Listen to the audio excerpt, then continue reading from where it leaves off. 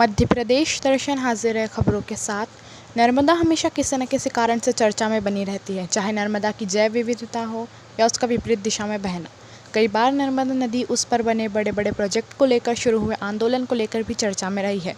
अब एक फिर से नर्मदा नदी 2 प्रोजेक्ट को लेकर चर्चा में है। खबर है कि इसे लेकर प्रदेश के मुख्यमंत्री शिवराज सिंह चौहान और गृह मंत्री नरोत्तम मिश्रा आमने सामने हैं।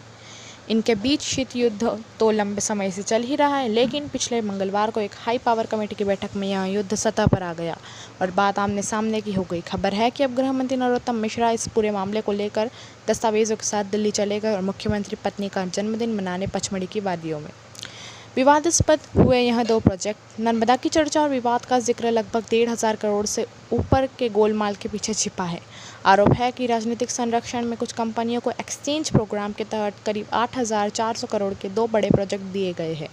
नर्मदा नदी पर बनने वाले बांधों के इन प्रोजेक्ट में से एक नरसिंहपुर जिले का चिंकी बैराज और दूसरा खरगोन का है। चिंकी प्रोजेक्ट की बीड 5,434 करोड़ की और खरगोन प्रोजेक्ट की बीड 2,959 करोड़ रुपए की विगत मार्च 2021 में जारी हुई थी।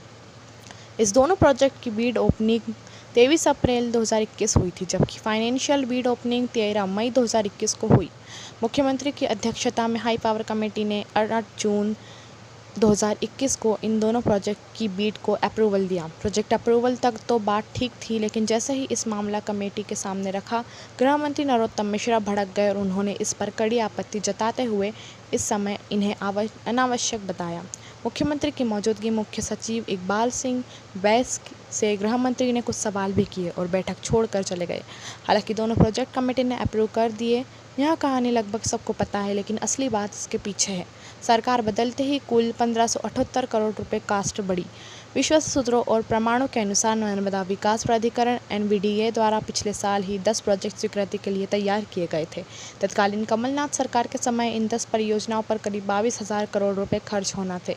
कमलनाथ सरकार इनकी बीड जारी कर पाती, इसके पहले ही कांग्रेस में बगावत हो गई और कमलनाथ सरकार गिर गई। खबर यह है कि हाई पावर कमेटी ने जिन 2 प्रोजेक्ट को अप्रूव्ड किया है, उनमें चिंकी प्रोजेक्ट 4,453 करोड़ और खरगोन का प्रोजेक्ट 2,359 करोड़ रुपए का प्रस्तावित था। प्रोजेक्ट की यह अनुमानित राशि फरवरी 2020 में NVDA ने तमाम तकनीकी रिसर्च के बाद तय की थी, लेकिन 1 साल बाद मार्च 2021 में इन दोनों प्रोजेक्ट की लागत में लगभग 1,578 करोड़ रुपए बढ़ोतरी कर दी गई। इनमें चिंकी प्रोजेक्ट में 978 करोड़ रुपए और खरगोन के प्रोजेक्ट की कास्ट 600 करोड़ रुपए बढ़ा दी गई है। 2 कंपनियों पर दिखाई मेहरबानी। दिलचस्प बात यह है कि इन दोनों प्रोजेक्ट में बीड डालने वाले कंपनियां एक ही है। बीड के नियम अनुसार न्यूनतम 3 कंपनियां होना ज़रूरी है, इसलिए दोनों प्रोजेक्ट में Megha engineering and infrastructure limited Hyderabad, RVR project private limited Hyderabad और L&T लिमिटेड मुंबई, यहाँ तीनों कंपनियां ही हैं। इसमें खरगोन जिले का 2,959 करोड़ रुपए का प्रोजेक्ट मेघा इंजीनियरिंग को दिया गया है। इसमें मेघा इंजीनियरिंग L1 थी, जबकि RVR project private limited L2 और L&T L3। वहीं दूसरे Chinki project Narsinghpur RVR L1 थी, जिसने 5,376 करोड़ रुपए की बोली लगाकर यह परियोजना अपने नाम अवार्ड कराई। इसमें L2 मेघा इंजीनियरिंग और L3 L&T मुंबई है। सिर्फ 1% ब्लो पर हुआ खेला। सपोर्ट कंपनी ने 20% से ऊपर रेट डाले। खरगोन जिले का project Megha engineering and infrastructure limited को 2,929.69 करोड़ में टेंडर की अनुमानित लागत से सिर्फ माइनस तक प्रतिशत यानी 13.61 करोड़ कम पर अवार्ड किया गया, जबकि RVR प्रोजेक्ट प्राइवेट लिमिटेड ने 2,943 करोड़ रुपए की बोली लगाई थी, जो MOR रेट से -0.54% कम थी।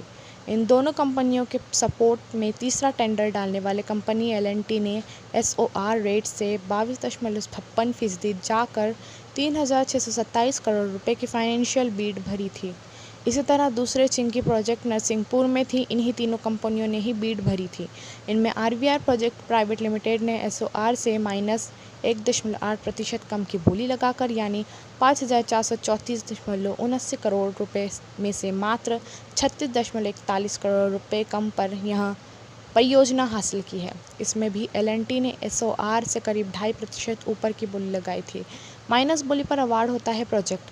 2016 से 2020 तक के NBDA के प्रोजेक्ट की जानकारी जुटाई तो पता चला कि किसी भी प्रोजेक्ट में MOR की दरों से ऊपर के प्रोजेक्ट अवार्ड नहीं हुए हैं। सामान्यतः 5 से 12% तक बिलो SOR प्रोजेक्ट ही पिछले 4 सालों में अवार्ड हुए हैं। जल संसाधन विभाग के टेंडर में भी यही स्थिति है। इसके बावजूद सपोर्ट L3 रहने वाली कंपनी ने दोनों ही टेंडर में SOR से ज़्यादा राशि डाली है। सूत्रों का दावा है कि L&T को बाकी 8 परियोजनाओं में से कम 2 परियोजना निश्चित रूप से अवार्ड की जाएंगी। हाई पावर कमेटी में यहाँ थे नरोत्तम के आरोप। 8 जून को मुख्यमंत्री की अध्यक्षता में हुई हाई पावर कमेटी की बैठक में गृह मंत्री नरोत्तम मिश्रा ने इन दोनों प्रोजेक्ट में भ्रष्टाचार का मुद्दा उठाते हुए अपनी कड़ी आपत्ति दर्ज कराई थी। नरोत्तम मिश्रा का आरोप था कि सभी जानते हैं प्रोजेक्ट में कितने का HDPE पाइप लगना है और इसमें कितना कमीशन खाया जाता है, यह सब जानते हैं। गृह मंत्री ने यह भी कहा कि ऐसे कौन से कारण हैं कि एक साल में इन परियोजनाओं की लागत 23% से ज़्यादा बढ़ गई।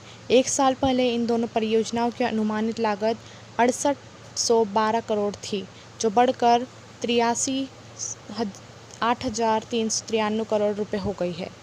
यह है हाई पावर कमेटी का स्वरूप। हाई पावर कमेटी के अध्यक्ष मुख्यमंत्री होते हैं, सचिव मुख्य सचिव होते हैं एवं गृह मंत्री के अलावा सभी तकनीकी विभागों के मंत्री और प्रशासनिक मुखिया इसके सदस्य होते हैं।